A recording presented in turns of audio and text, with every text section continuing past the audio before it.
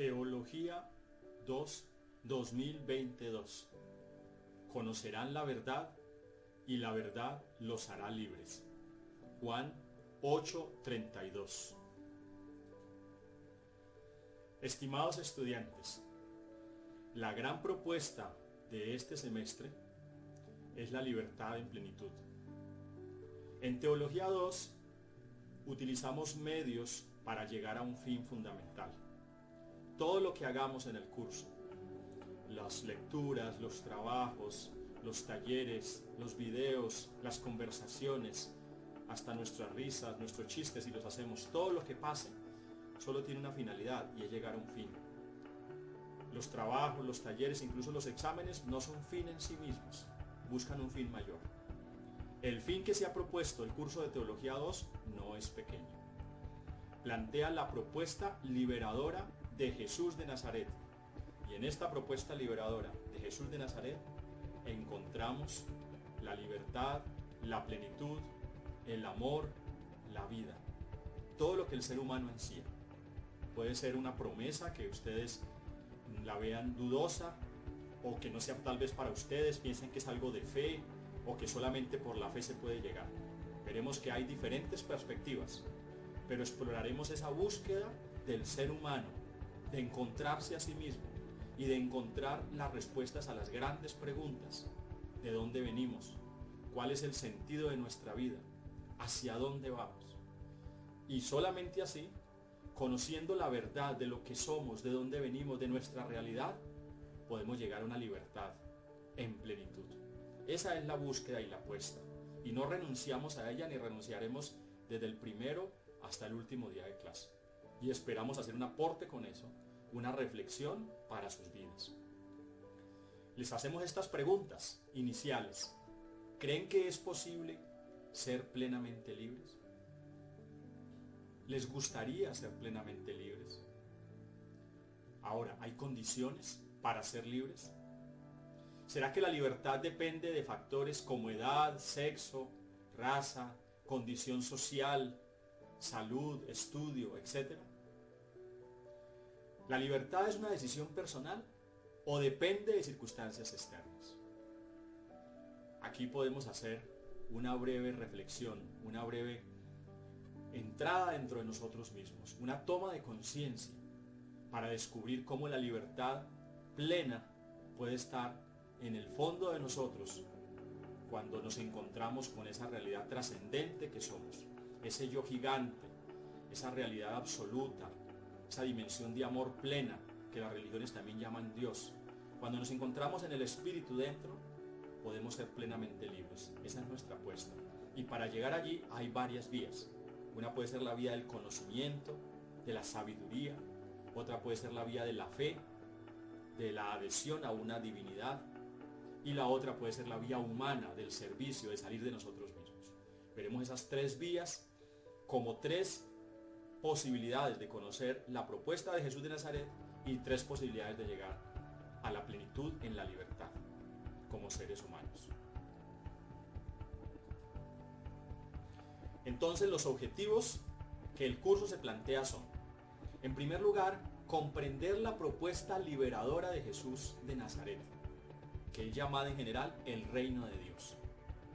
Si Jesús de Nazaret, ese personaje histórico de hace 2000 años, que tienen como fundador el cristianismo, hizo una propuesta, y si esa propuesta es la propuesta del que llama reino de Dios él, que puede tener otros nombres, ¿en qué consiste? Aquí podemos llamar que es una propuesta de vida y de vida en plenitud, de sentido, de libertad.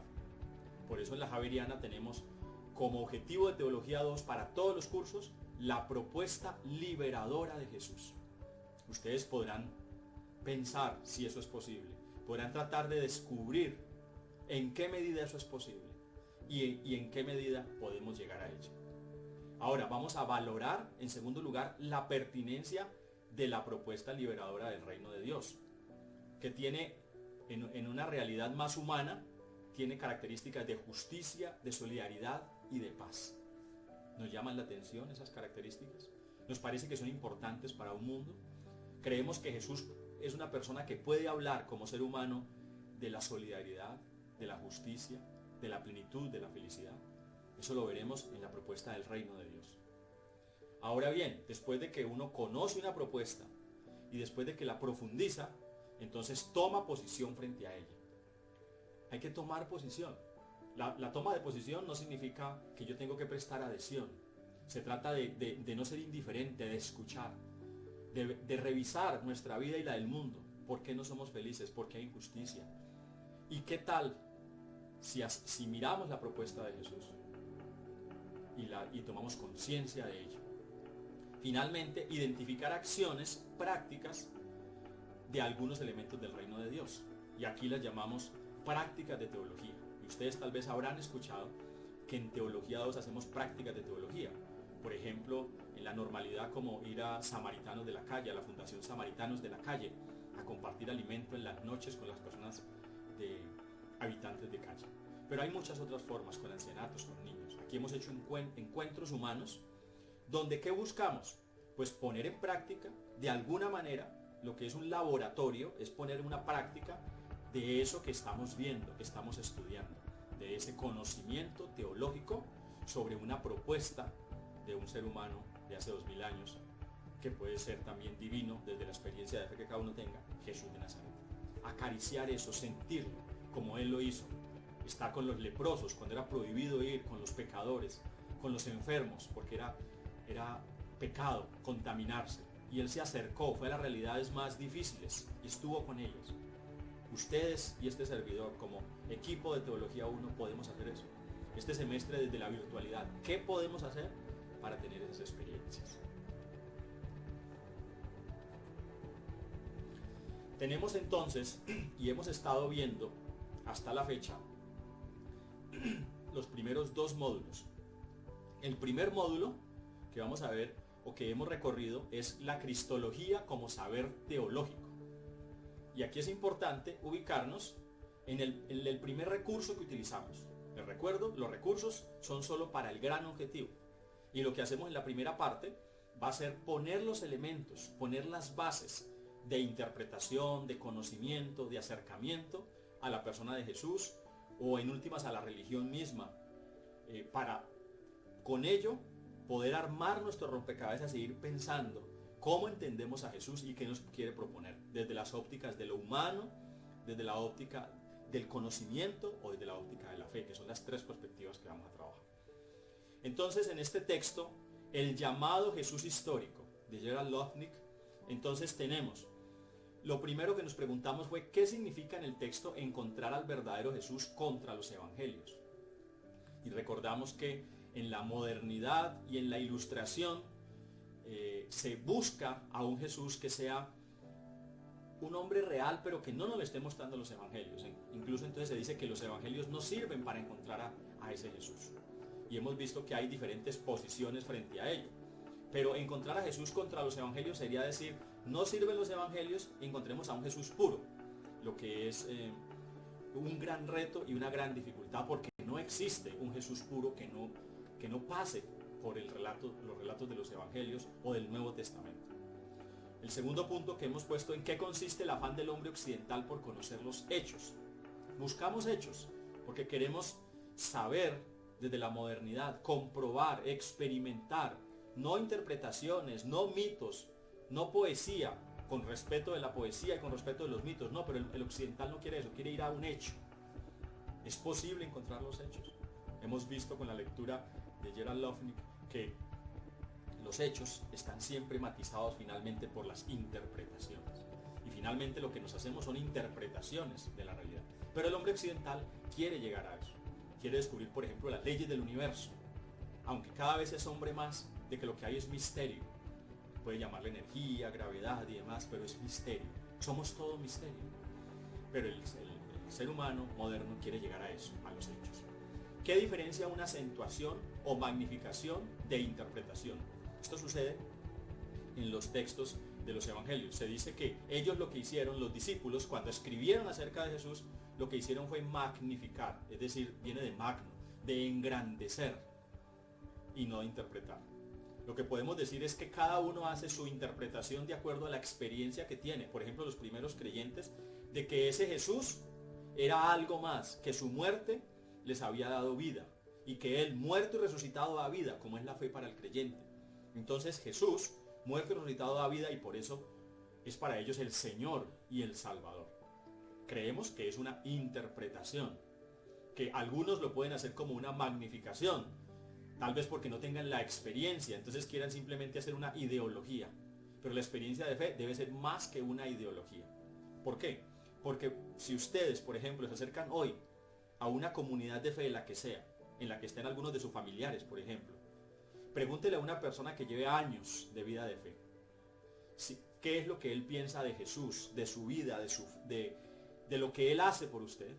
Y usted verá que Él está diciendo lo que Él siente, lo que Él interpreta. Jesús me da vida, Jesús es el Señor, en la fe yo tengo vida y tengo paz. Eso lo va a decir el creyente. Y es uno de los caminos, recuerden, que tenemos en este ejercicio. Entonces, podemos pensar que no es que los creyentes magnifiquen, sino que interpretan. Y ya de nosotros dependerá ver qué recibimos de ellos. ¿Nos interesa o no nos interesa? O lo que le dice una primita suya o un tío suyo, o una novia que ha ido a una iglesia o participa de una fe profunda, bien sea católica o en otra iglesia. ¿Será eso qué? ¿Una magnificación? ¿Una interpretación? ¿Y qué piensa usted? En vida del mismo Jesús se hicieron interpretaciones sobre Él. Mencione dos. Esto lo decíamos en el control de lectura. Han visto que son las preguntas que tuvimos para el control de lectura del primer texto. Bueno, vamos a ver también aquí más adelante que la gente decía que Jesús podría ser un Elías que había venido. Elías había sido un gran profeta y ellos esperaban que con la venida del Mesías viniera primero Elías. Llamaríamos con versión oriental una reencarnación de Elías. Los israelitas no hablan de reencarnación y el cristianismo habla de reencarnación, pero es que iba a volver Elías. Volver si se entiende en el mundo semita. Por ejemplo, Jesús espera que vuelva. Entonces ese volver en el tiempo escatológico de Elías, otros decían que era Juan Bautista, que cuando había muerto Juan Bautista había resucitado. Y lo vamos a ver ahora en un video. Como Jesús había muerto, entonces como Juan Bautista había muerto, entonces resucitó en Jesús. Otros decían que era uno de los profetas, etc. Entonces hay varias interpretaciones de lo que sería Jesús, porque también sobre el Mesías, que era el esperado por el pueblo judío, no había uniformidad. Algunos pensaban que era un militar, otros un sacerdote en el templo, alguien que iba a ser muy, muy devoto, muy, muy santo, separado del pecado, y otros que iba a liderar la liberación política, y finalmente pues esperaba un enviado de Dios. ¿Cómo se aplica la teoría de la interpretación del texto de Marcos al texto de Marcos? Un día en Cafarnaún. Un día en Cafarnaún es lo que hace el autor cuando pone un capítulo, un texto de Jesús, que va haciendo diferentes acciones. Pero luego lo que vemos con la teoría de la interpretación es que lo que pasa allí es recogido para nosotros también por otras mediaciones. Por quien está contando ya está haciendo una mediación, ya está interpretando. Usted puede ponerse allí a favor, en contra de él, depende, pero lo que importa es que él está interpretando y él nos está dando una visión de las cosas. Pero luego, cuando la iglesia hoy por hoy, o las iglesias hoy por hoy, por ejemplo la iglesia católica que pone unos textos, y el autor nos cuenta allí que pone unos textos antes de ese del Antiguo Testamento, nos ayudan a leer ese texto en un contexto mayor, o sea, nos dan otra interpretación para nuestra vida. Y finalmente usted, si asiste a una celebración o escucha la palabra de Dios en una reunión de fe, pues usted también hará su propia interpretación, solo con una pregunta, y es que yo mencioné palabra de Dios. La Biblia, que puede ser un texto literario para muchos, para los creyentes es palabra de Dios. Y palabra de Dios funciona en la lógica de un espíritu que inspira, es decir, que revela la palabra de Dios. Y ahí viene otra lógica teológica, revela, es decir, el Dios de la Biblia es un Dios que se revela, que se da a conocer, y se da a conocer a través de su palabra. Esto para quienes se acercan a su palabra con perspectiva, con disposición de apertura de fe. Tal vez alguno de ustedes diga: yo he leído la Biblia, yo he acompañado a mi familia a leer la Biblia y a mí no me ha pasado nada, yo nunca he escuchado nada que Dios me hable. Bueno, es una experiencia que funciona en una lógica, según teológicamente, de Dios que se da y del ser humano que lo acoge. Y en esa mediación aparece el Espíritu mostrando esa palabra. ¿Por qué mencioné todo esto de la palabra de Dios aquí? Como fe. Ojo, como fe. Porque aquí se está diciendo que la interpretación que hace la iglesia y la que usted se va a llevar para su vida también son experiencias, son interpretaciones, pero hay que ponerle un matiz al tema de la interpretación dentro de lo bíblico, porque para el que tiene fe eso no es una interpretación, eso es Dios que le habla y él que escucha la palabra. Por ejemplo, pusimos al comienzo aquí, conocerán la verdad y la verdad los hará libres. Pero ese mismo Jesús que dijo eso, dijo, yo soy el camino, la verdad y la vida. Nadie va al Padre sino por mí. Diríamos, nadie encuentra la plenitud si no se acerca a mí. ¿Qué tal que cuando usted escucha eso, usted diga, ¿y qué tal que yo me acercara a eso? ¿Será eso posible? Él podrá ser camino, verdad y vida para mí. Entonces, cuando usted hace eso, entra en otra lógica, la lógica del Espíritu, y para algunos podrá ser posible. Y finalmente, ¿qué podemos concluir del experimento conceptual propuesto por el autor sobre una película de Jesús? Recuerden que cuenta el autor que tal que se grabara una película y la gente estuviera, y usted estuviera viendo esa película ya, puede ser que en película muda, o puede ser también que con voz hablarían en arameo y demás, y usted mira unas cosas que usted no entiende.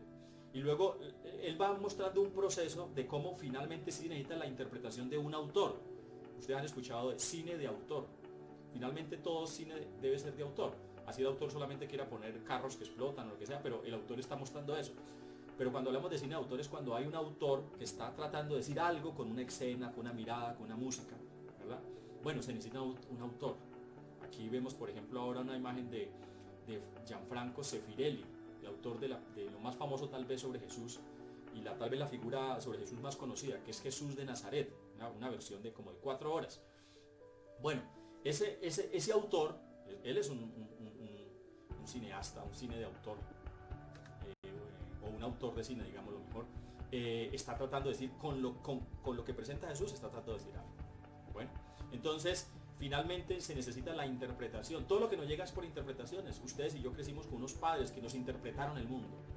Ahora llega un momento en que usted tiene que ponerse frente a ese mundo y verlo también y tomar una opción. Bueno, esto lo tenemos como elementos centrales de ese primer texto. Recuerden que la promesa de valor que le he hecho a ustedes, que ojalá fuera lo menos importante, pero para ustedes también en la universidad es importante, es que estos son elementos a tener en cuenta en un parcial. Y aquí sacamos 5 elementos, obviamente preguntados de varias maneras, pero son 5 elementos de un control de lectura que tenía 7 preguntas, ¿verdad? Es lo que estamos haciendo en este video explicativo. Muy bien.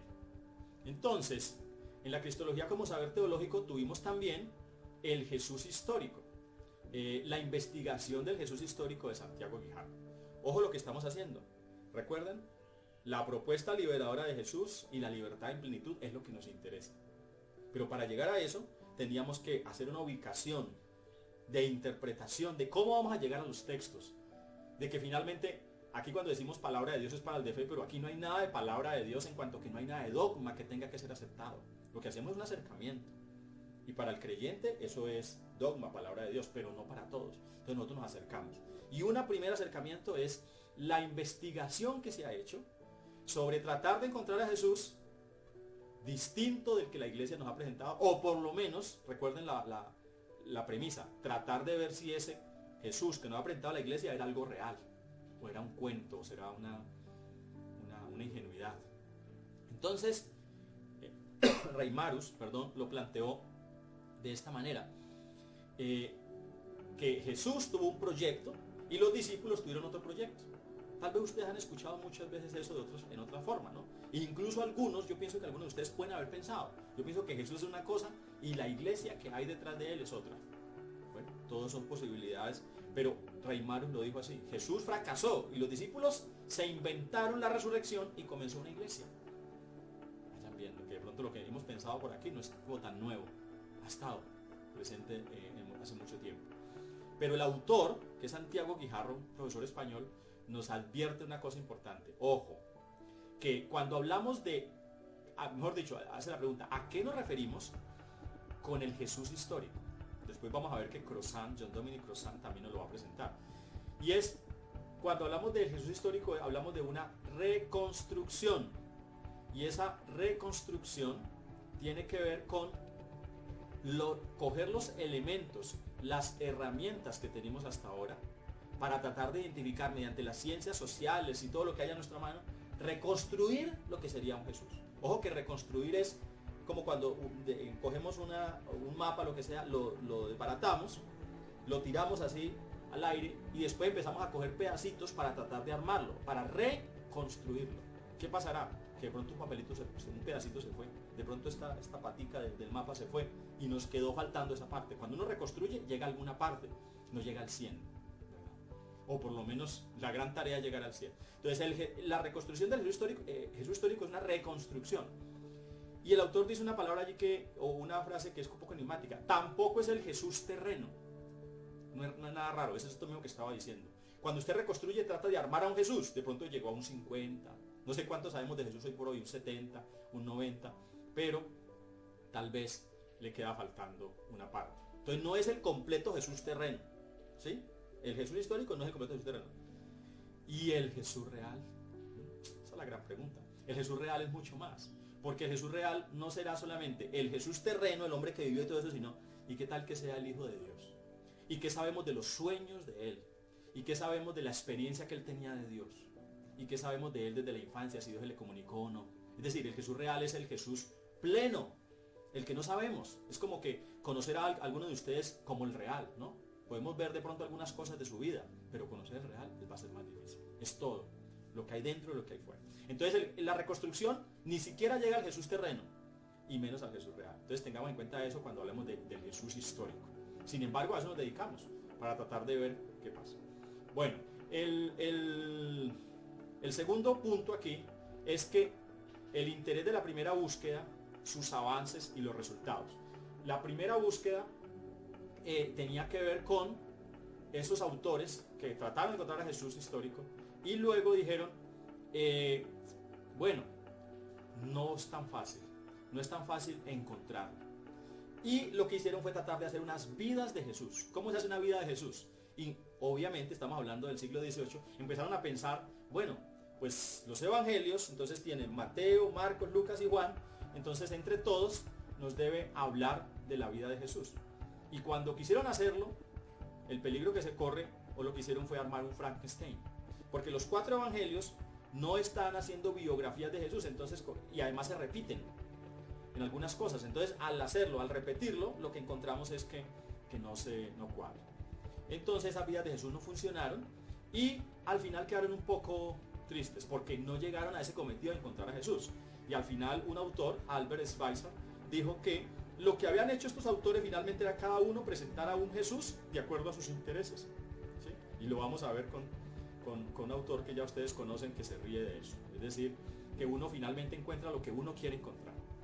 Bueno, la época del escepticismo fue lo que siguió. Claro, si quedaron tristes después de eso, pues entonces ahora decimos, no podemos encontrar Jesús histórico. Pero esa época fue muy rica. Y fue muy rica porque porque hizo muchos descubrimientos que utilizando ciencias de interpretación, que se llaman los métodos histórico-críticos. Es decir, acceder a la Biblia, obviamente sin ninguna perspectiva de fe, sino mirando a ver eso, cómo se escribió. Entonces cuando usted empieza a hacer crítica textual, se da cuenta que este texto que está acá, estaba antes. Que Jesús dijo en un momento, por ejemplo, el Evangelio de San Juan, bueno, después de hablar mucho, dice, bueno, levantémonos, vámonos de aquí. Y pasa al otro capítulo y dice, y le siguió diciendo. Entonces los críticos dicen, obviamente aquí hubo una ruptura. Entonces mostraron cómo se han construido los textos, por pequeñas partes. Primero, claro, hubo unas tradiciones orales. Y esas tradiciones orales, vino entonces la comunicación y vino que los autores empezaron a hacer sus borradores, pero que después hubo autores finales, o el mismo autor hizo una redacción final y puso textos añadidos. Y para la fe es complejo esto, porque si decir que Marcos, por ejemplo, añadió al final el tema de la resurrección, pues para alguien que no esté bien parado, digo, desde la fe, dirá, bueno, pues me añadieron la resurrección, pues me quitan el cristianismo, ¿sí? San Pablo dice, si Cristo no resucitó, vana es nuestra fe. No tiene sentido. El cristianismo se basa en la resurrección de Cristo, que da vida al creyente. Entonces, la época de escepticismo presidida por un autor muy importante, Rudolf Bultmann, y otros, Dibelius encontraron muchas cosas de cómo organizar los evangelios, pero llegaron a la conclusión: no se puede encontrar al Jesús histórico en los evangelios. O sea, no se puede encontrar al Jesús histórico en los evangelios, y mejor dicho, no se puede encontrar. Y lo que sí les importó a ellos eran protestantes, la mayoría, lo que sí importa es que a usted le predican de Jesús. Cuando hablamos de protestantes, en Cali, Colombia, eso se entiende por cristianos evangélicos o como se le llama más fácilmente, los cristianos. Recuerden ustedes que el cristianismo es una gran religión que tiene muchas ramas, varias ramas. O sea, nadie puede decir yo soy cristiano y el otro no es cristiano. No, pero en Cali o en América Latina se llama más cristianos a los que son evangélicos, dícese protestantes. Bueno, cuando digo protestantes es que se toman en serio esto de que a usted le anuncian que Cristo es Salvador. ¿Sí? A usted le han dicho alguna vez: mire, Cristo es Salvador de su vida. Pues ellos creían en Jesús, ojo con esto, ellos creían en Jesús como el Salvador, Bullman, Dibelius y todos estos, Martin Kaller, pero no mediante una comprobación de cómo se reconstruía Jesús. Entonces dijeron: lo que importa es que usted le predican, mire que Él lo salva, usted cree en que Él lo salva, y esa predicación, ese querigma de predicación de la fe, el querigma es anunciar la fe, le da vida a usted. Y entonces, y usted lo recibe, y por eso. Pero usted no cree en un fantasma, usted cree en alguien real. Solo que no es muy complicado ahora que reconstruyamos su vida. Creo que está claro. Entonces, después de esa época de escepticismo vino una nueva búsqueda. Y entonces se plantearon unos criterios. Y uno de los criterios era: bueno, encontremos a un Jesús que no esté ni en el judaísmo que había antes, ni en el cristianismo que vino después de la iglesia. Claro, para encontrar a un Jesús puro, decían ellos. Pero luego dijeron: no, ese criterio no sirve mucho. Porque se dieron cuenta que no podemos encontrar a un Jesús como si fuera un aerolito, como si fuera un marcianito caído aquí, sin nada que ver con esta realidad. Jesús creció como un niño judío, y ya ustedes lo vieron con el audio de un tal Jesús, que lo vamos a conversar ahora, que realmente Él vive desde una realidad de un pueblo. Nosotros vivimos en Cali, la mayoría de los que estamos acá en esta conversación, pues crecimos en esta realidad. La salsa no es extraña para nosotros, el fútbol, el deporte, etc. Entonces Jesús no creció ni con salsa, ni con fútbol, ni con el deporte, ni el Parque de la Salud, ni nada. Creció en una realidad de sinagoga, de campesinos, de la ley, del templo de Jerusalén, esa realidad. Entonces no se puede quitar a Jesús judío. De hecho, hoy por hoy parece que los estudios van más hacia ubicar a un Jesús más judío, pensando más en los judíos en general. Entonces dijeron: no, entonces sí encontremos a Jesús que obviamente tenga que ver con los judíos, que fue donde creció, y también no se le puede quitar a Él lo que vino después en la iglesia. ¿Por qué? Porque no puede ser que Jesús reúna discípulos, les hable, les enseñe, haga este ambiente de enviarlos a ellos, si Él no quisiera que algo pasara con eso. Obviamente no estaba pensando en ninguna iglesia como la que tenemos hoy, porque seguramente como Jesús, como Dios, usted puede pensar que como Dios podía saberlo todo. Pero como Jesús, como hombre, que estamos tratando de hacer aquí, Él lo que estaba haciendo era cumpliendo la misión, lo que Él sentía que tenía que hacer en su vida, y que algo iba a pasar con eso. O sea, que era lo que Dios quería, llamar al reino de Dios a eso. Bueno, entonces, finalmente, después de esa búsqueda, la gente se animó, y en los últimos 20, 30, 40 años, no sé, en los que estamos, ¿sí? Finales del siglo XX, y donde estamos en este momento, se han llegado los estudios a varias imágenes de Jesús. Pero ojo, varias imágenes del Jesús histórico. Fíjense que ustedes no vieron allí en las imágenes ninguna que diga el Cristo Salvador por la fe. ¿No? Algunas se parecen a algo de eso, pero no están hablando del Cristo de la fe, el Señor, el Hijo de Dios. No, estaban diciendo que si, como hombre, si de pronto era un maestro de sabiduría, porque enseñaba cosas, se preocupaba más por eso, porque trataba de cambiar la mentalidad de la gente, de pronto, que tenía mucho que ver con lo social, pero estaba también el reformador social, que le interesaba más el tema político, el tema de la injusticia y demás, ¿sí? Estaba el carismático espiritual. O sea, nadie puede negar cuando va a los evangelios que Jesús sana y que Jesús expulsa demonios. Y eso ha pasado allá en Jesús y después en la historia de la humanidad. Hay mucha gente que sana. O sea, cuando digo mucha gente, es que hay sanadores y han existido sanadores en todas las culturas. O sea, Jesús no es el único en eso. Pero entonces, si Jesús sanaba y Jesús expulsaba a los demonios, que es sacar el mal, como ustedes conocen que hay diferentes culturas también, las fuerzas, digamos, de poder que hay en el ser humano, que lo tienen hasta los nativos de América y de todas partes, tienen esas limpiezas y todo eso. Ese Jesús, si tenía eso, tenía carisma, entonces le llaman el carismático espiritual. Hay muchas iglesias que son carismáticas, le dan mucha fuerza a la parte del Espíritu Santo, de que el Espíritu Santo posee a las personas, los llena, y también que saca el mal. A veces ven mucho el demonio en toda parte, pero esa es la lógica de los carismáticos, porque viene de carisma, de don de Dios. Entonces Jesús era alguien que tenía un don de Dios para sanar y todo eso. Otros le llaman un profeta escatológico, finalmente era un profeta de Israel, y lo que vino a hacer fue escatológico, habla del fin del mundo, del fin de los tiempos, pero no es el fin del mundo que nosotros hemos pensado. Es la intervención de Dios que recoge toda su creación, según la mentalidad bíblica o semítica. Entonces, no hablamos de semítico, hablamos de la tierra de Jesús. Entonces, el Jesús que sería un profeta escatológico sería para su pueblo, para decir que viene el final, viene el día de Dios, el día de Yahvé le llaman. La intervención de Dios definitiva sobre esta historia. Y otro puede ser un judío marginal. Un judío marginal. Finalmente, estos dirán, lo que pasó después fue otra cosa, pero él fue un judío que hizo lo que hizo y finalmente no fue tan importante. Bueno, entonces, esas son las imágenes de Jesús de Santiago Guijarro. Y estos son los puntos también, ustedes que están conmigo en este curso, y importantes para tener en cuenta en la revisión de contenidos de este tema, dice parcial. Luego tenemos la cristología como saber teológico en el tercer texto que vimos, que fue una videoconferencia de John Dominic Crossan. Esa conferencia, el Jesús histórico y el reino de Dios, pues creo que fue muy importante para nosotros. Entonces, en primer lugar, hay un punto, y es que los investigadores, primero Crossan explica cómo se hace una reconstrucción, pero antes de eso, él comienza diciendo que acusan a los investigadores de que ellos solamente ven su propio rostro en el pozo. Y a ver, uno tiene que pensar esto. Cada vez que uno hace una investigación, finalmente uno se interviene en la realidad. ¿Sí? Decimos que, dicen las ciencias de la investigación, que cada vez que usted lanza una pregunta, ya usted dividió la realidad en un pedacito. Y cuando usted está mirando la realidad, también se le dice en física cuántica, el observador determina lo que ve, con este tema de ver el núcleo o el átomo.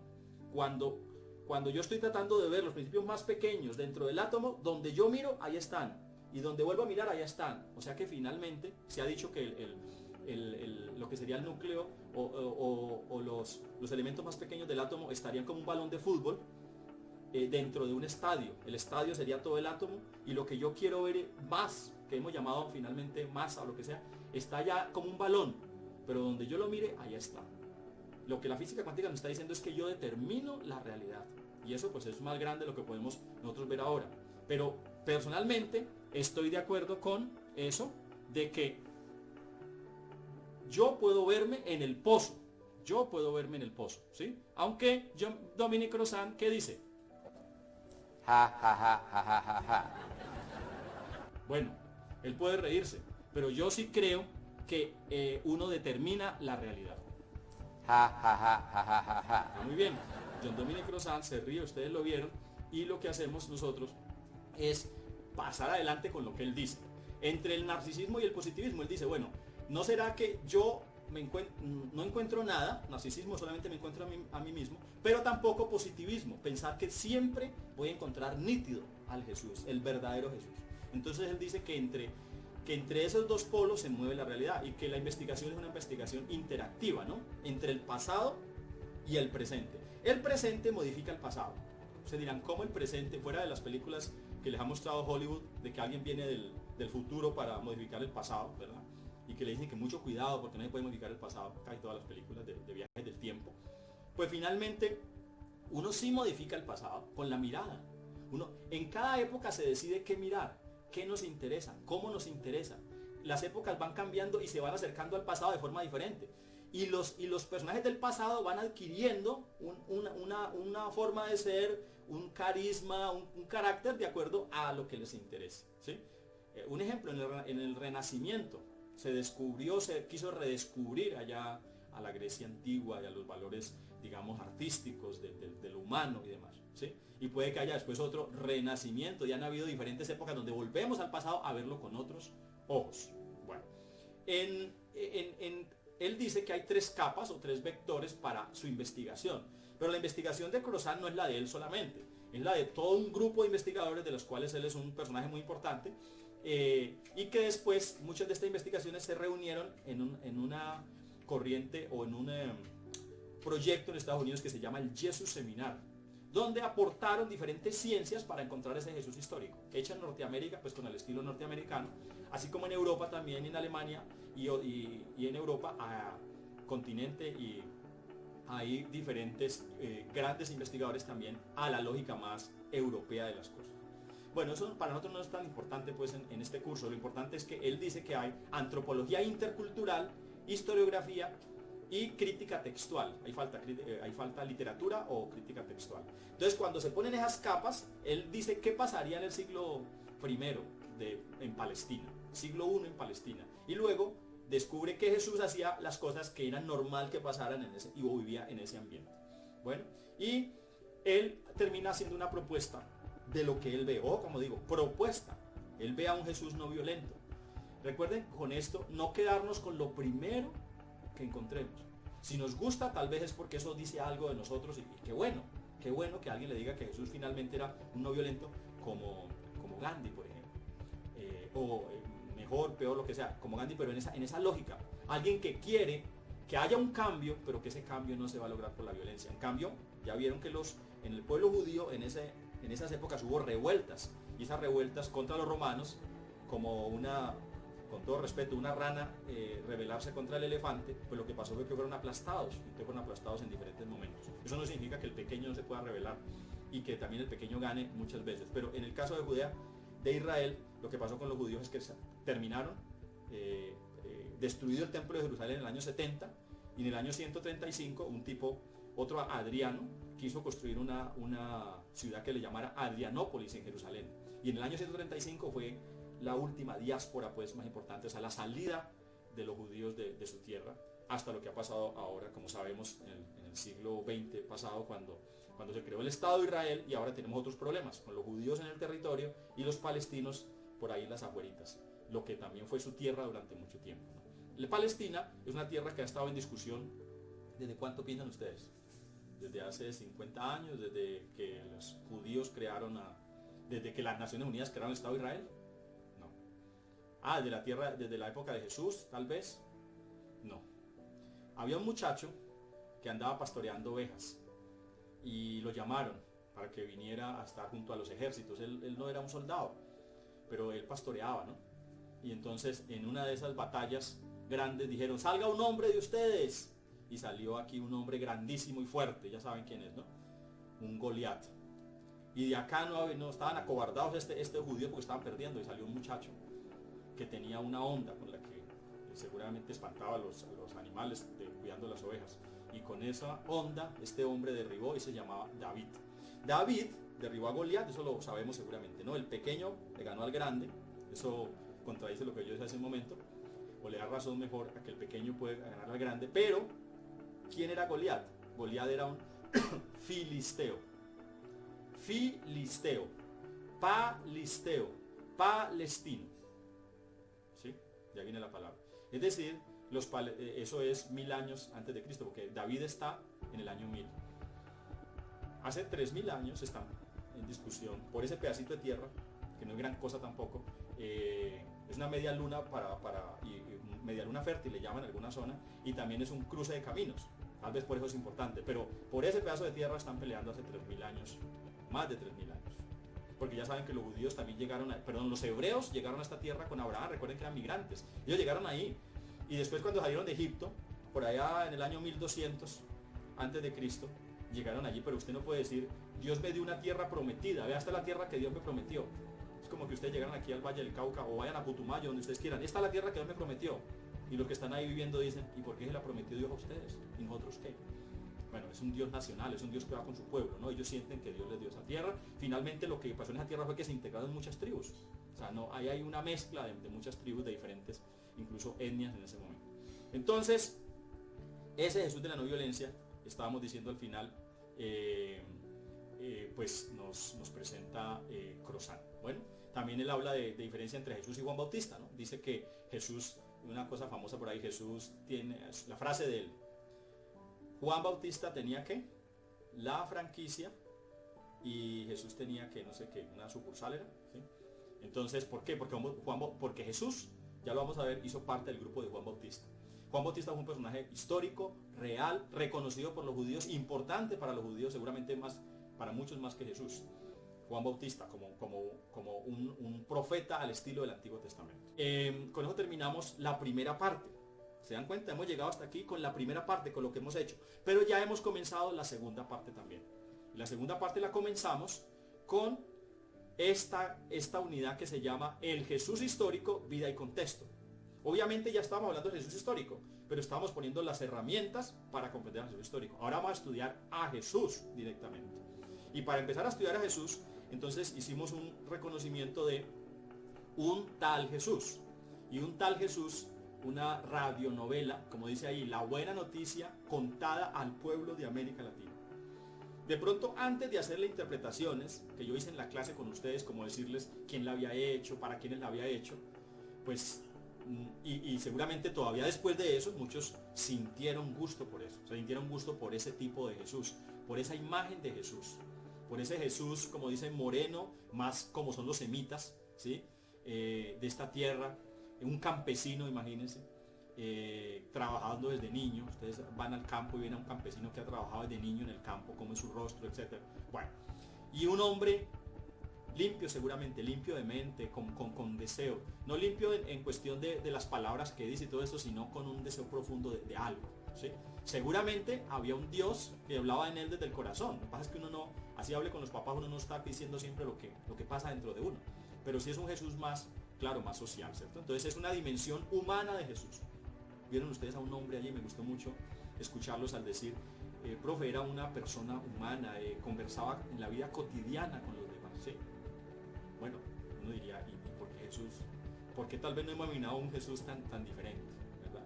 Jesús tendría que ser eso, Jesús tendría que decir, mira, este soy yo, Adriano, padre de 2 hijos, uno en la universidad, uno en el colegio, con mi familia trabajando en la virtualidad, pagando una casa, pagando declaración de renta, normal, como todo el mundo, todos hacemos. Si yo le pregunto a usted, usted lo va a decir, todos hacemos. Entonces, ¿cómo estaría Jesús hoy por hoy? No, diciéndole, se imagina a Jesús diciéndole a Pedro, ve, ¿cómo te fue con el internet? No, yo no me pude comunicar con los discípulos, no, se me cayó, y qué vaina, porque allá en el reino de Dios me están llamando la atención, ¿sí? O sea, ¿y qué vas a hacer este fin de semana? No, este fincho, pues vamos para la finca de Juan. ¿Y qué vamos a hacer? Pues un asadito. Pues, ¿qué hacemos? No, pero es que, ¿con qué? Si no nos han pagado. Ah, bueno, pues unas mazorcas, aunque sea allí. Yo compro una pechuga. Perdonen que les hable así. O tengo que pedir perdón por hablar así. Fíjense que no, es la vida diaria. ¿Por qué Jesús no puede hablar así? Además que hay unas historias muy bonitas sobre eso. Jesús iba a la casa de Pedro. Y la casa de Pedro era como su lugar, ¿no? Era el lugar incluso de vivir y demás. En un pueblito donde la gente buscaba trabajo, como cuando uno se va a un puerto por ahí a otro país a buscar trabajo y todo. Allí llegaba la gente a buscar trabajo, a Cafarnaún, y él vive en esa casa y se queda allí y todo lo demás, y se va a pescar con ellos. ¿Y aquí qué haría? ¿A qué se va a trabajar? ¿A la construcción? ¿Cómo sería? ¿Lo verían ustedes en una bicicleta por ahí? Cuidado cuando usted va por ahí en el carro y Jesús va ahí al lado en la bicicleta para su trabajito, con su maleta atrás y con todo lo demás. Profe, ¿y por qué no podría ser un señor, un ejecutivo? Sí, también. Claro, no hay ningún problema. Jesús seguramente está en todos, en el ejecutivo y en el campesino. Tenía una conciencia procesual de su misión. Ojo, esto le llamó mucho la atención y a alguno le puede hacer crisis. ¿Cómo así que yo no sé que voy a ser un predicador? No, yo imagino que yo no serviría para eso. Yo les puse un ejemplo. Yo he escuchado a muchos sacerdotes, y ustedes pueden escuchar a muchos pastores, no sé, a otras personas, pero un sacerdote sobre todo que deja como el mundo de la vida de esposa y de familia y todo eso, que dice, uy, yo era noviero en mi bachillerato, y era un loco, y era un tomatrago y todo lo demás, pero bueno, seguramente no tomó mucho porque se hubiera quedado allí, pero la cuestión es que su vida cambió. No he escuchado personas que la vida cambia de un momento a otro. Ahora, este Jesús que ustedes vieron no es que fuera mala gente, ni borrachín, ni nada de eso, era un hombre que estaba en algo, ¿sí? Pero que simplemente no se había casado y todo eso porque estaba buscando algo seguramente. Entonces, él va tomando conciencia, dicen los investigadores más bien, Jesús habría tomado conciencia procesualmente de su misión. Pero es que nos pasa a todos, ¿verdad? O alguno de ustedes cuando tenía 5 o 8 años ya sabía que iba a estar estudiando esta carrera en esta universidad o estaría en Cali o lo que fuera. O sea, es un proceso. Después les puedo contar de mi vida en eso. Es un proceso. Uno va descubriendo poco a poco. Y cuando usted va descubriendo, es Dios el que está pasando por allí. Es la vida cuando digo Dios, es la vida leída a través de qué será lo que quiere la vida de mí. ¿Y cómo lo va descubriendo? Pues en sus quehaceres, en sus actividades. ¿Usted para qué es bueno? Ah, yo como que soy bueno para esto. Ah, usted puede ser ingeniero, usted puede... Sí, Jesús. Uy, yo como que sí quiero otra cosa, quiero un cambio en esta situación y estoy para arriesgarme. Ojo, después veremos que lo que le pasa en el río Jordán, en la experiencia con Juan, en lo que vive allá, y acuérdense que después también fue al desierto, estuvo solo, mejor dicho, estuvo en una experiencia profunda, estuvo por ahí como meditando. Y eso que le pasó, ¿sí? Eso que pasó fue definitivo para su vida. Entonces no se preocupen si aquí no sabe predicar, ya veremos después qué va a hacer. Pero también la predicación no será esa que nos llegó a nosotros. Y vosotros, ¿sí? Pues primero no hablaba así, ¿verdad? Le hablaba a la gente, en las palabras de la gente. Si ustedes qué piensan, ¿no será que Dios quiere algo más importante para los pobres también, para nosotros? ¿No será que hay algo más grande? ¿No será que hay un reino? Les dice eso y de la manera que ellos tendrían que entender. ¿A nosotros cómo nos llegó? Pues con los evangelios, con las palabras pues que son para predicar, para llamar a los otros. Tiene un contexto sociopolítico. Ustedes vieron ahí que en Jesús y María, en ese diálogo, sale todo el contexto. No nos deja mentir lo que hemos visto y lo que vamos a seguir viendo, ¿cierto? El contexto, economía, política, los romanos, los impuestos, el templo, sacerdotes, etc. Sueña con algo grande, un cambio para su pueblo. Sueña, usted sueña, estimado amigo, estimada amiga. O sea, usted sueña con algo grande. Porque es que es muy triste cuando, no, yo voy a trabajar para luego tener una carrera, y luego la familia, y luego pues de pronto me voy a una casa en Miami o a Australia. Y eso es grande para usted. Ojalá de pronto diga, sí, profe, es grande porque es esto. ¿No será que pueden haber sueños más grandes? Los sueños más grandes no pasan porque usted vaya a la luna necesariamente. Puede que sí para alguno. Pero no es tanto porque vaya más arriba o viva en el rascacielos. No. Más grande por acá. ¿Qué sueña usted que sea grande? Ese Jesús sueña algo grande. Y eso ya no empieza a hablar. Pero ese algo grande puede ser encontrar cosas que los seres humanos han buscado de toda la historia de la humanidad. Y tal vez a usted le han contado que han buscado, pero también han encontrado. Buda, Jesús, Zaratustra, Gandhi, tantos han encontrado.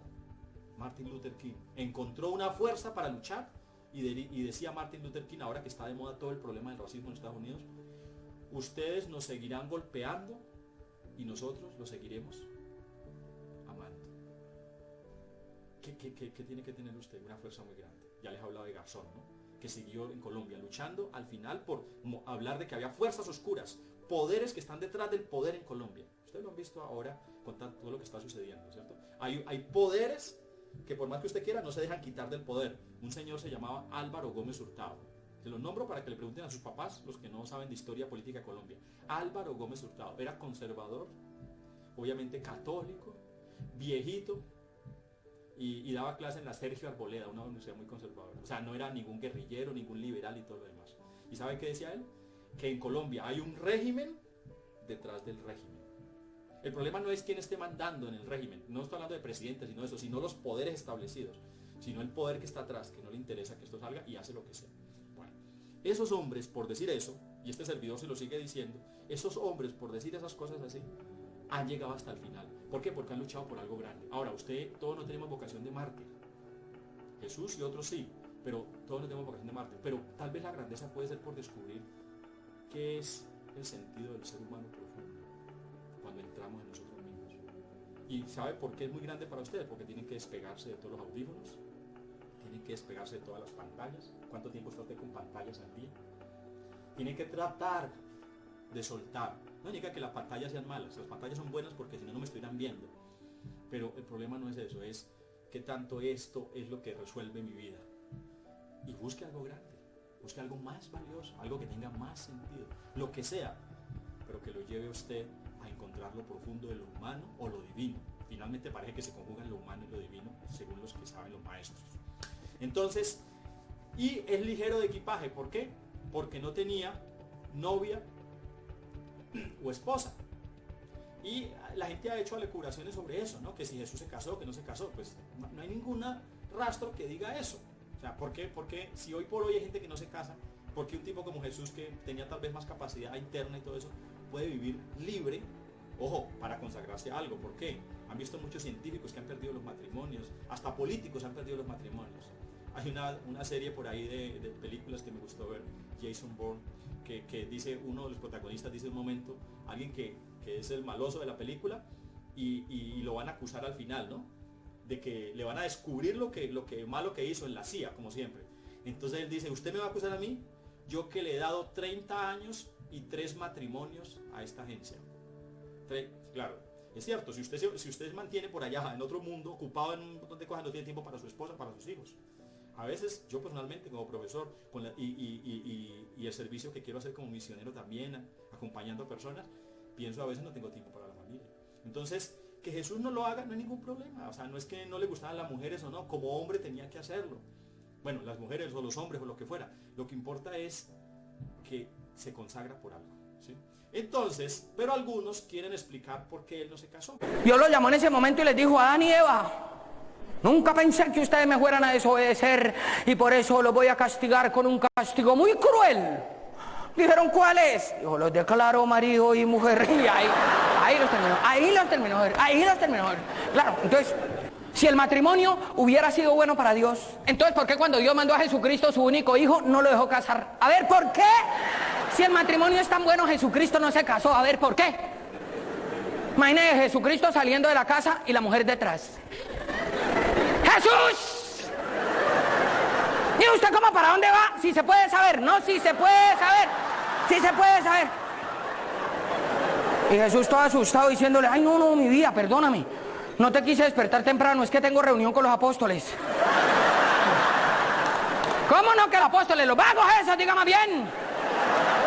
Pues no los conociera yo. Venga, ¿y qué tanto es lo que hace por allá? Todo el día allá metido.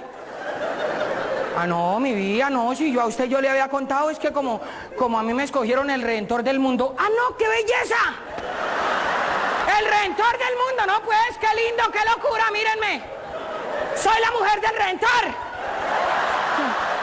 Cuando llegue la señora al arriendo, le digo, no, es que somos los Redentores. Padre Redentor. Mínimo preguntaron quién quiere ser el Redentor, usted levantó la mano. No me lo conociera lo regalado que es. Que usted con tal de no llegar a la casa es capaz de lo que sea, mijito. Usted es tan capaz que se hace crucificar. Se acordará de mí si no resulta clavado en un palo. Se acordará de mí, se acordará. No le digo más. Y por eso fue que Jesucristo no se casó. Eso que se dice detrás de los libretos de los humoristas tiene mucho, ¿no? Es decir, nos hace reír, pero detrás de eso, que habrá sido un Jesús casado, ¿sí? Y demás. Pero, ojo con esto, hay otra versión de las cosas, y la otra versión de las cosas también es que los discípulos de Jesús siguieron siendo casados. Eso lo dice después Pablo. Dice Pablo, que era soltero, decir, yo podría tener esposa como Pedro y los demás, Santiago y los demás. Es decir, que los discípulos de Jesús pudieron continuar con sus esposas, y eso permite también que los ministros hoy por hoy puedan tener esposas. Es decir, es una lógica, ¿no? Usted tendrá un alcance para unas cosas. El que quiere ser más libre, pues querrá ser más libre, ¿no? Y tendrá también la capacidad, porque no todos tenemos la capacidad del celibato, ¿sí? De poder vivir célibes, es decir, sin pareja. Bueno, entonces, en este Jesús histórico, vida y contexto, seguimos trabajando, y ustedes vieron ya en la parte del documental La Tierra de Jesús. Y en La Tierra de Jesús, ustedes vieron que nos presenta el contexto, 14 minutos pero muy apretaditos, pero los contextos económico, social, político, la tierra. ¿Pudieron ver la tierra? Un video obviamente de hace unos años, no es tan moderno tampoco, pero pudieron acercarse a ver la tierra de Jesús, las espigas, ¿no? El lago, las montañas donde él habría vivido. Hay mucha gente que desde la experiencia de fe pues le parece una cosa muy valiosa poder estar pisando la tierra de Jesús, ¿no? Y demás. Finalmente después ya uno sí descubre que si Jesús estaría también en esta tierra, es decir, no tengo que ir a la tierra santa para descubrir la tierra de Dios también. Pero bueno, eso es una lógica. Ustedes vieron la tierra de Jesús y vieron el contexto histórico, político, económico, etc. Dominación política romana, ya lo hemos visto, ¿no? Pompeyo, en el año 64, ¿no? Antes de Cristo, llegó a Roma y ellos fueron dominando poco a poco. Llegó a Judea. Los judíos hicieron revueltas, ¿no? Y hay una muy famosa que es Masada, es una montaña donde hubo un asedio y ellos quedaron allá, como cuando hay con lo que ha sucedido en las guerras, ¿no? Donde la gente termina viviendo muy mal, sin provisiones. Es una montaña y una meseta en el desierto de Masada, y finalmente parece que se mataron entre ellos, ¿sí?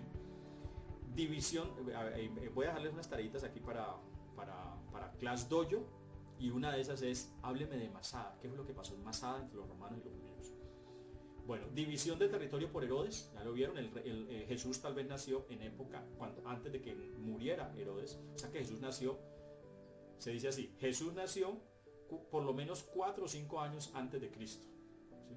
Pero es antes de Cristo, es decir, del calendario que se creó de la era cristiana, que llamamos desde el año 0. Jesús pudo haber nacido antes, con Herodes el Grande, que fue un rey, digamos, vasallo de los romanos, pero muy importante, muy reconocido hasta que era amigo de Marco Antonio, ya saben, Marco Antonio y Cleopatra, y tuvo realmente influencia. En este momento, como en toda la vida política de la historia de la humanidad, se mueven las influencias, los poderes, y este Herodes los tenía. Funcionaba para los romanos y hizo muchas edificaciones y demás, y luego distribuyó su reino en 4 de sus hijos, pero había matado a otros hijos y familiares, como también es normal para los reyes en muchas épocas de la historia, de diferentes culturas, no solamente en esta, acabar con aquellos que pongan en riesgo su reinado, ¿no? Así sean sus hijos. Bueno, dirigentes religiosos estaban sometidos por el Herodes para Roma, es decir, para tener un control. Y los campesinos y terratenientes, ya lo vimos también en otro contexto con Crozán, y tributos a Roma y al templo. Entonces el pobre tiene que rendir. ¿Por qué decimos pobre? Porque es que las clases sociales, lo dice Crozán en el video, es unos poquitos poderosos, ricos, digamos, una clase social alta, poca, y después los demás pobres. O sea, no hay los famosos estratos que tenemos ahora en nuestros tiempos, o las famosas por lo menos 3 clases sociales. Bueno, entonces tenemos una presentación de algunos elementos de contexto, a ver si a ustedes les parece y se anotan a ir respondiendo a estas preguntas que hemos preparado. Bueno, no hemos preparado nosotros, hemos cogido un recurso que existe. La idea es coger lo que hay, que sea bueno y que nos pueda servir. Esperemos que les guste. Entonces hay varias preguntas que ustedes ya pueden responder, ¿no? Tal vez no todas, pero varias.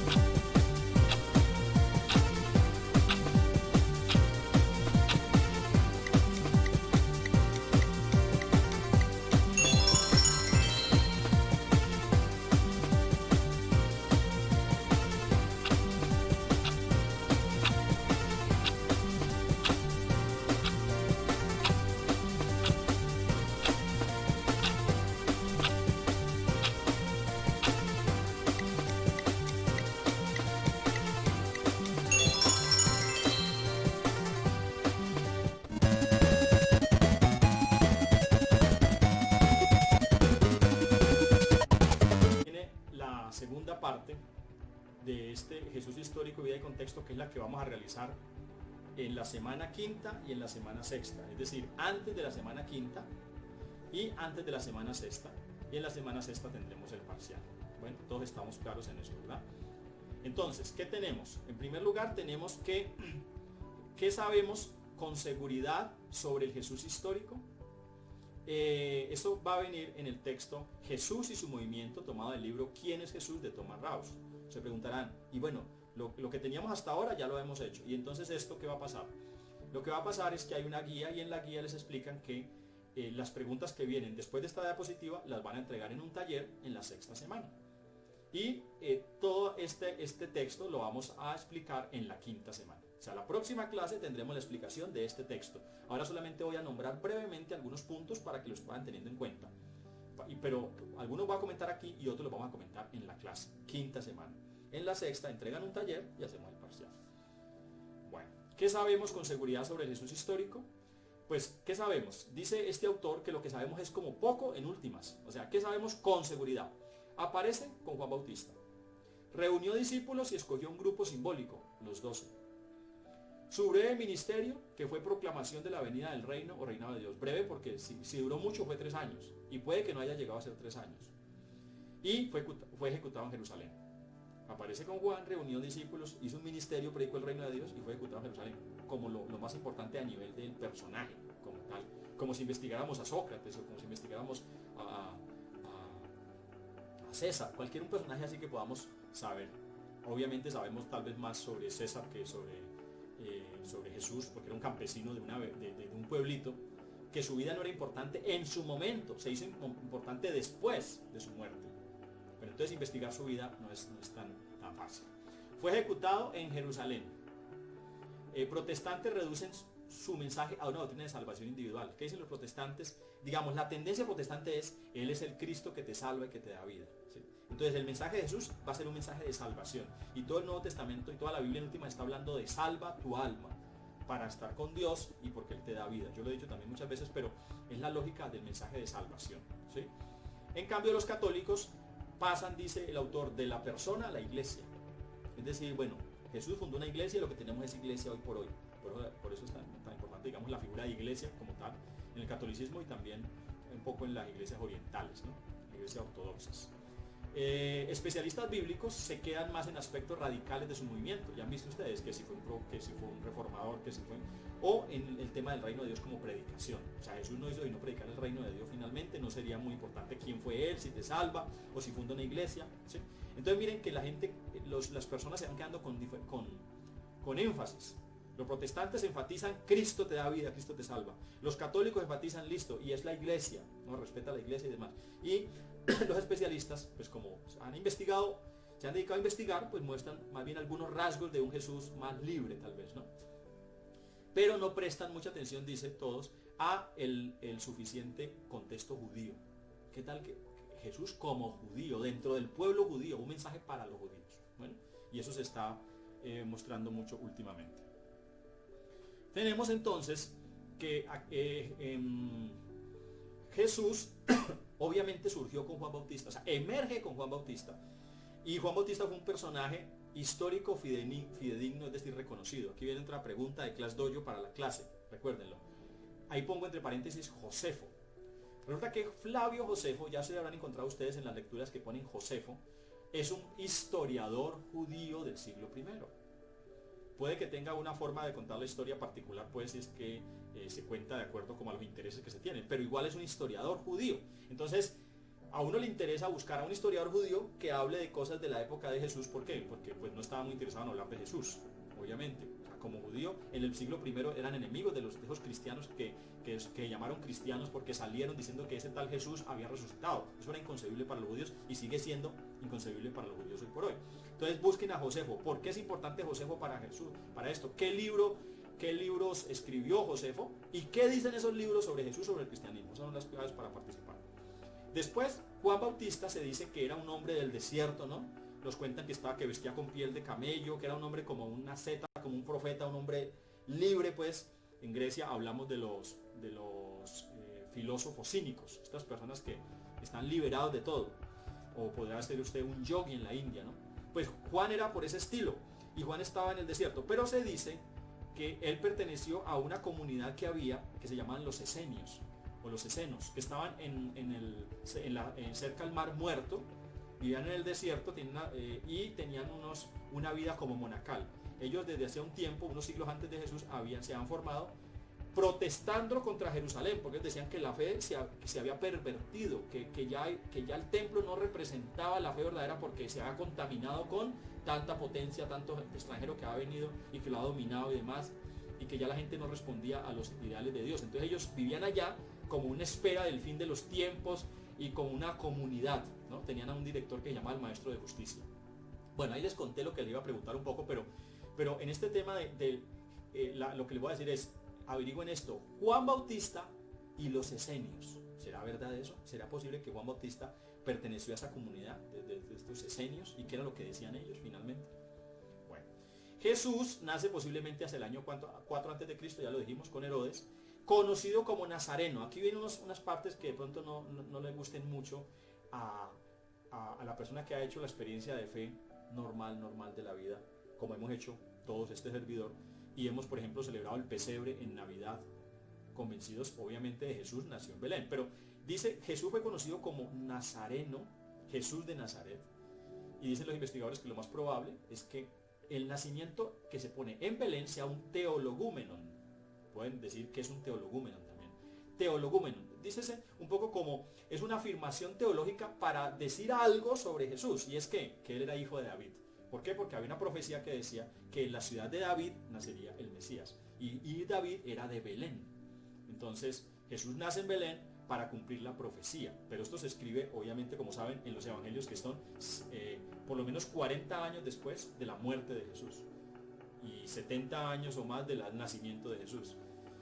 Entonces puede ser una intención teológica, ¿sí? Pero no hay ningún problema. Si usted lee la palabra de Dios y de su experiencia de fe, lo que importa es este dato que estoy diciendo no le va a afectar a usted para nada. Esa es experiencia. Aquí lo decimos como un estudio de un Jesús histórico, y la verdad no afecta a la fe ni para bien ni para mal. O sea, Jesús puede nacer en Nazaret o en Belén y ser el Señor, el Salvador, el que da vida, el Hijo de Dios, sin problema. Bueno, este segundo, lo mismo, concepción virginal, solo dicho por dos evangelistas, Mateo y Lucas. Marcos comienza cuando Jesús sale, así como vimos en un tal Jesús, llega al desierto. Por eso un tal Jesús lo que hace, la presentación, es tratar de hacer una vida de Jesús como dicen los investigadores más o menos de que habría sido. Entonces un hombre que llega al desierto con inquietud y llega a buscar a Juan, y lo que pasa funciona de ahí en adelante. Entonces Juan no habla del nacimiento, habla de que el Hijo eterno de Dios, ya él habla del Cristo que estaba desde siempre y viene y se hace hombre. Es más divino, más mitológico si ustedes quieren, ¿no? En cambio Mateo y Lucas hablan del nacimiento. Mateo habla de la parte más de José, que tuvo un sueño de que María estaba embarazada, entonces el ángel le dice que eso es obra de Dios. Y a María, pues ya saben, el ángel le anuncia y todo lo demás. Pero estos relatos, y sobre todo que nacer de una virgen, son relatos construidos en lo que se llama con géneros literarios. Y el género literario lo que quiere es tratar de arropar una verdad que yo quiero decir, o una experiencia que yo quiero transmitir. Quiero transmitir que Él es el Salvador, Él es el Señor, el Hijo de Dios, y entonces por lo tanto debe ser anunciado, debe nacer de una virgen, porque Krishna también nació de una virgen, es decir, en la India. Es decir, que grandes personajes han tenido estos anuncios, estas cosas espectaculares, pero que se construyen más como leyenda para hablar del personaje. Y vuelvo y digo, esto tampoco quita la fe. O sea, una fe literal, bíblica, tal vez sí. Usted dirá, profe, para mí Jesús nació de la Virgen porque así lo dice la palabra de Dios y eso lo creo. Bueno, puede que el profesor también lo crea así, o sea, no hay problema. Quiero decir es que eso no quita la fe, que sea así o no. Además, sobre todo esto del nacimiento virginal, que es algo más, nada comprobable, y que puede ser más bien espiritual. Es decir, una persona preparada, dispuesta, limpia, para que Dios viviera en ella, ¿sí? Y demás. Tuvo hermanos, tercer punto. Se menciona del Nuevo Testamento, se menciona los hermanos de Jesús. Y Pablo dice, el hermano del Señor. Él fue a visitar al hermano del Señor. Y Pablo es un tipo ya histórico que está después. Vieron que Cruzán lo dice, ¿no? Entonces, esto no está resuelto. Porque algunos dicen que esos hermanos, no hay razón de que no sean realmente hermanos de Jesús. Pueden ser hijos de José también. Hijos de José de un matrimonio anterior. José puede haber sido viudo. No necesariamente podían ser hijos de María.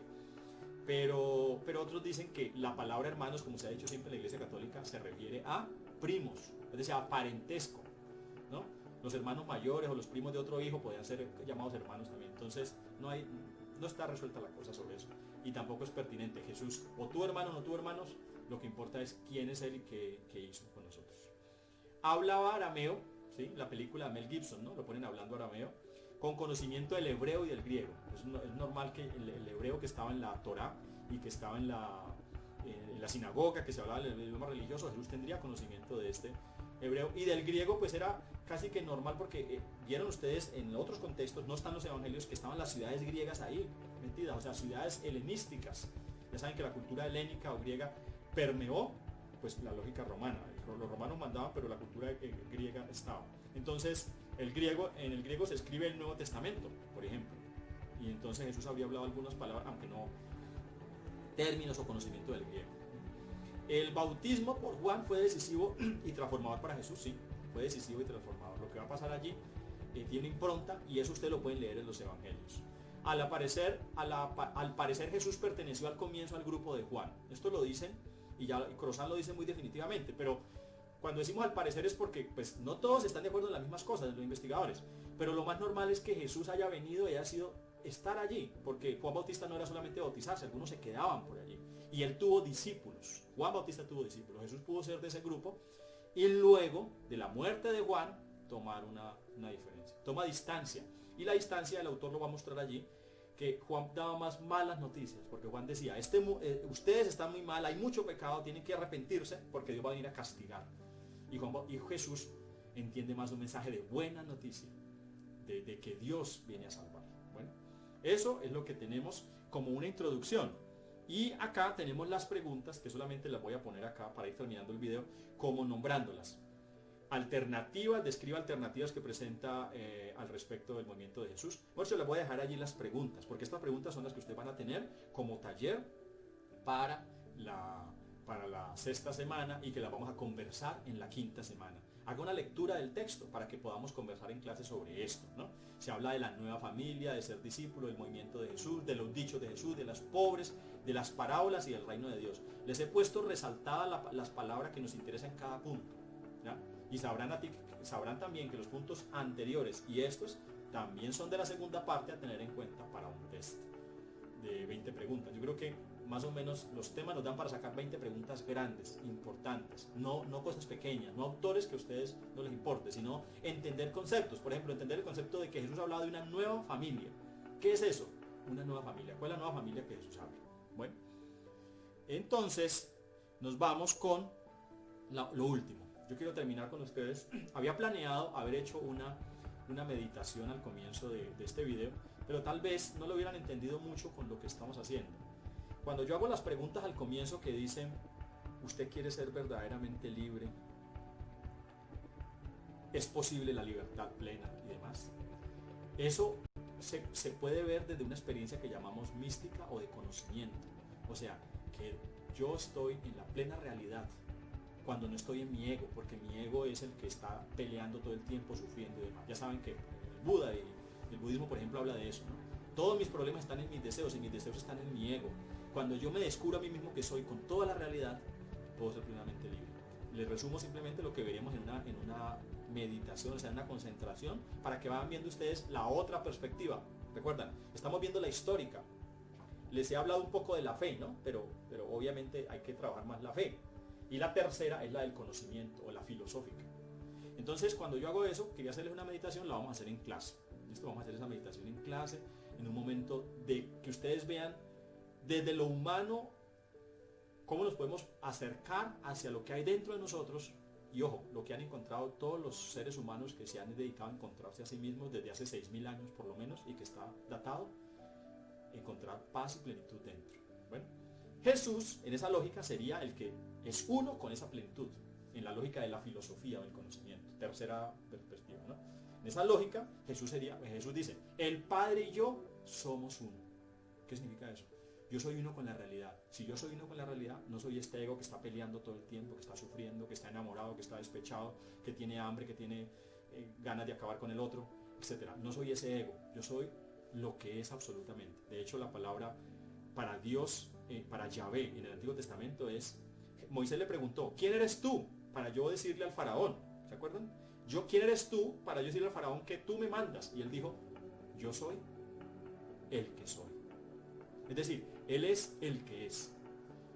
¿Qué es en Oriente? La realidad absoluta, o sea, la dimensión profunda de la realidad. Jesús es uno con esa dimensión absoluta de la realidad. Y por lo tanto, puede estar en plenitud y en paz. El Padre, que es la forma de llamarlo, si quieren ustedes. Entonces, el Padre y yo somos uno. Yo soy uno con eso.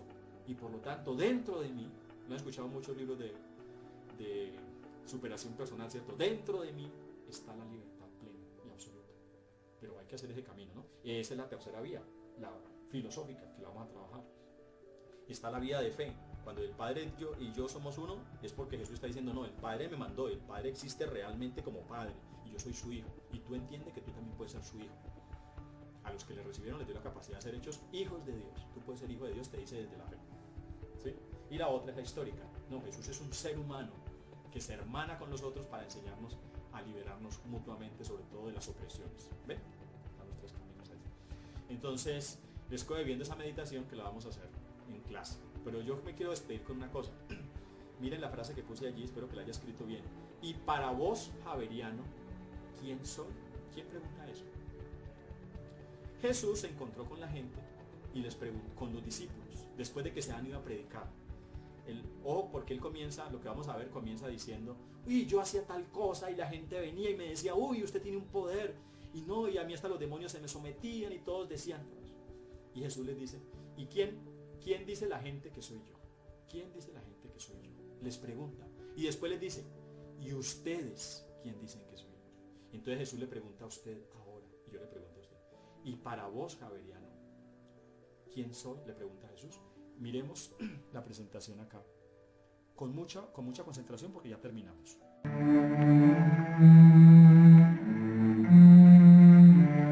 Y caminó.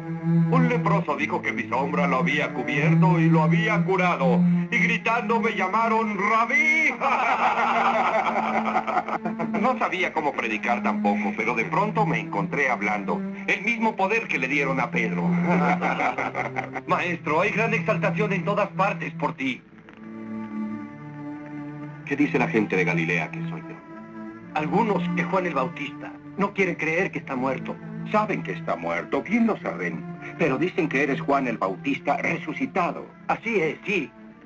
Oí decir a alguien que tú eres Elías, vuelto de la tumba. Otros dicen que Jeremías o Ezequiel. ¿Y quién decís vosotros que soy?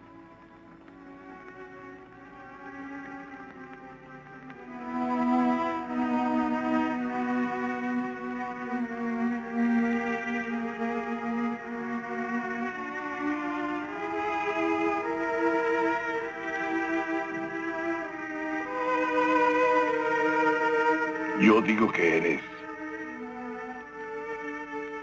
el Mesías.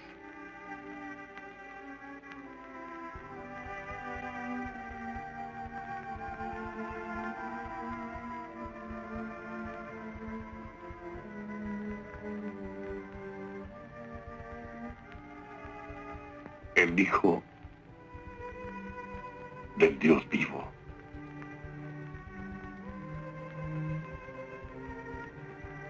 Al decir eso, hijo de Jonás,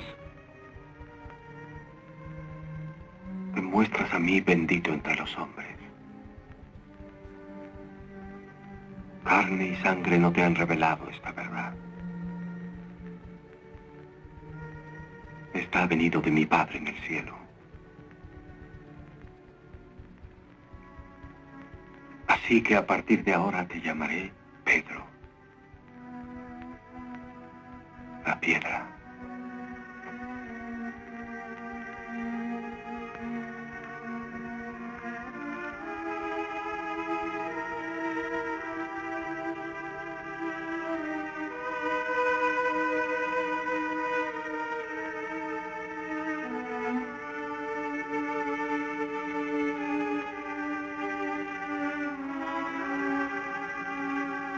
Y sobre esta piedra edificaré lo que debo llamar mi iglesia.